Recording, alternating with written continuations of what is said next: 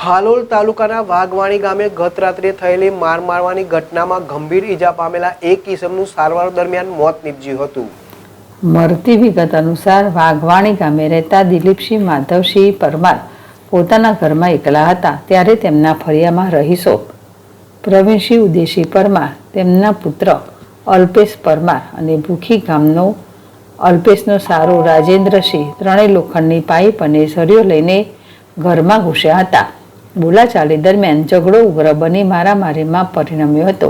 મારામારી દરમિયાન દિલીપસિંહ પરમાર અને પ્રવીણસિંહ પરમાર ઈજાગ્રસ્ત થયા હતા। બંનેને સારવાર માટે ખસેડવામાં આવ્યા હતા, જેમાં દિલીપસિંહને હાલોલના ખાનગી દવાખાનેથી વધુ સારવાર માટે 108 એમ્બ્યુલન્સ મારફતે હાલોલ સબ ડિસ્ટ્રિક્ટ હોસ્પિટલમાં લાવવામાં આવ્યા હતા, જ્યાં ડોક્ટરોએ તેમને મૃત જાહેર કરતા પરિવારજનોમાં શોકની લાગણી છવાઈ ગઈ હતી। પોલીસે ગુનો નોંધી પેનલ પોસ્ટમોર્ટમ માટે મૃતદેહ મોકલ્યો છે, તેમજ મૃતકના પરિવારજનોના નિવેદનના આધારે આગળની તપાસ શરૂ કરી છે।